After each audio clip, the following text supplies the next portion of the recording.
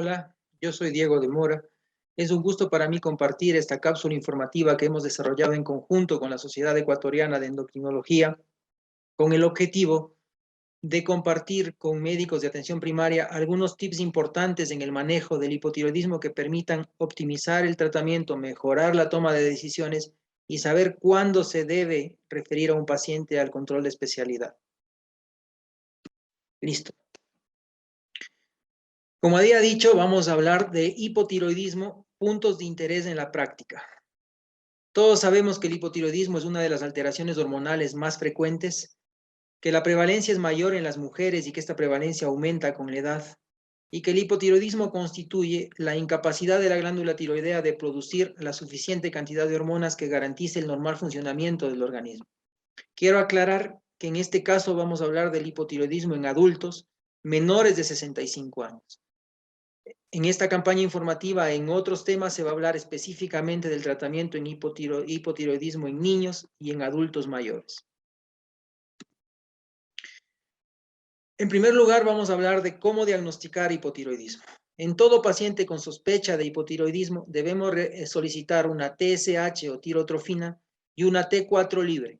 No es necesario solicitar las otras hormonas tiroideas y al inicio del tratamiento, a todo paciente debemos solicitar los anticuerpos antitiroideos, la antiperoxidasa tiroidea o ATPO o la antitiroglobulina o ATG.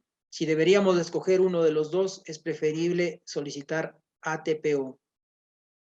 En el caso del hipotiroidismo primario, se caracteriza porque presenta una TSH alta con T4 libre baja. Esto es un signo inequívoco de que el paciente necesita tratamiento.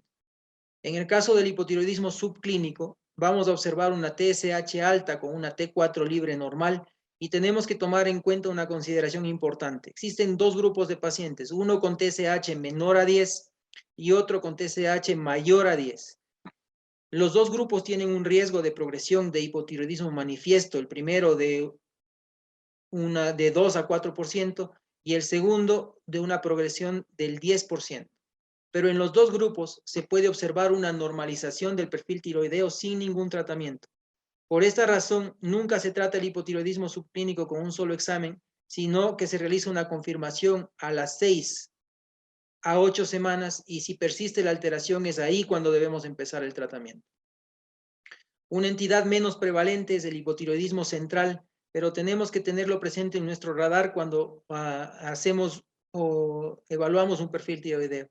En este caso, la TSH se encuentra baja o inadecuadamente normal en contexto de una T4 libre baja.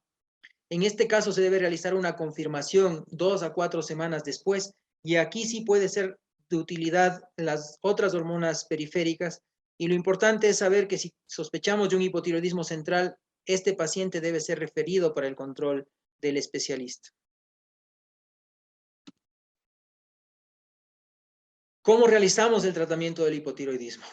En el caso del hipotiroidismo primario, como habíamos dicho antes, una TSH alta y una T4 libre baja, el tratamiento de elección es la levotiroxina y la dosis se calcula multiplicando esta constante 1.6 por el peso de paciente en kilogramos. Es posible iniciar el tratamiento con una dosis menor. Lo que no es adecuado es utilizar una dosis muy pequeña, por ejemplo, en un paciente de 75 o 80 kilos, iniciar con 25 microgramos sería prácticamente inútil. Una vez iniciado el tratamiento, el control de la dosis se lo debe realizar de 6 a 8 semanas después para ajustarla. En el caso del hipotiroidismo subclínico, el tratamiento se debe escoger en función primero del riesgo de progresión, de la sintomatología del paciente y del riesgo cardiovascular que presenta. Como habíamos dicho antes, existen dos grupos. En primer lugar, un grupo con TSH mayor a 10, que de confirmarse la alteración con las 6 a 8 semanas de diferencia, se debe iniciar tratamiento. Y en el caso de la TSH menor a 10, se debe proponer tratamiento a los pacientes dependiendo de algunas características, como hablamos antes. Primero, el riesgo cardiovascular, la sintomatología, la presencia de bozo nodular o también el deseo de embarazo.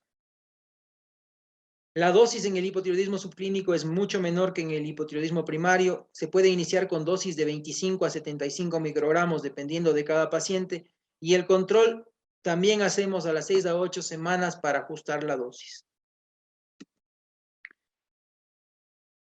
Una pregunta muy frecuente en la práctica es cómo tomar la levotiroxina. ¿Es mejor la toma en ayunas o es mejor la toma nocturna? Incluso los pacientes suelen preguntar esto. Y lo que debemos saber es que no hay ninguna diferencia importante entre los dos horarios. Y lo que debemos hacer es escoger en cada paciente cuál se podría beneficiar. Por ejemplo, existen pacientes escolares o trabajadores que tienen horarios en los que se levantan muy temprano en la mañana y no tienen el tiempo para desayunar y esperar los 30 o más minutos que esperamos en el caso de la toma en ayunas, y en ellos probablemente es mejor que tomen la levotiroxina en la noche. Por último, quiero hablar de los criterios de referencia. Toda mujer embarazada debe ser referida al control de especialidad.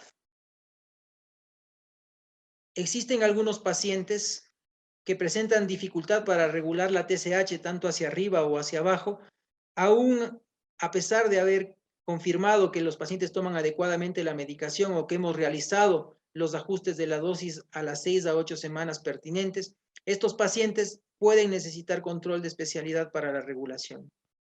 Otro grupo de pacientes presentan sintomatología persistente a pesar de que toman la dosis adecuadamente y a pesar incluso de que el perfil tiroideo se encuentra normal. Estos pacientes, que son un porcentaje no despreciable de un 10 a un 15%, también necesitan control de especialidad, probablemente para escoger otro esquema de tratamiento. Y ya habíamos aclarado que los pacientes con sospecha de hipotiroidismo central también deben ser referidos para el control de especialidad.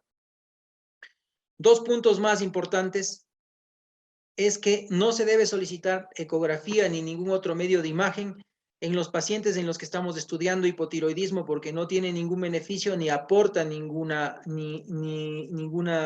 clave importante, ninguna clave. Es más, la ecografía solo se debe realizar en el caso de los pacientes que a la palpación presentan alguna alteración tiroidea. Y ya habíamos hablado que los anticuerpos antitiroideos se piden al inicio del control, pero no es necesario repetirlo en los controles subsecuentes porque tampoco aportan ningún beneficio. Muchas gracias. Eso es todo lo que tenía que compartir con ustedes y espero que haya sido de utilidad.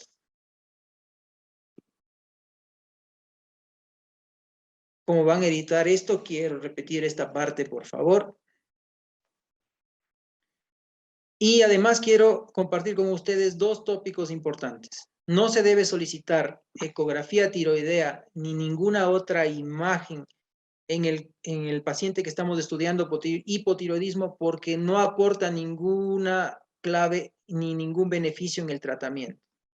Es más, la ecografía se debe solicitar solo en el caso de cuando a la palpación notamos alguna alteración tiroidea. Y ya se habló antes de que los anticuerpos antitiroideos los solicitamos al inicio del control y no es necesario repetir estos anticuerpos en el seguimiento porque tampoco aportan ningún beneficio. Muchas gracias, eso es todo por mi parte. Espero que sea de utilidad esta pequeña presentación.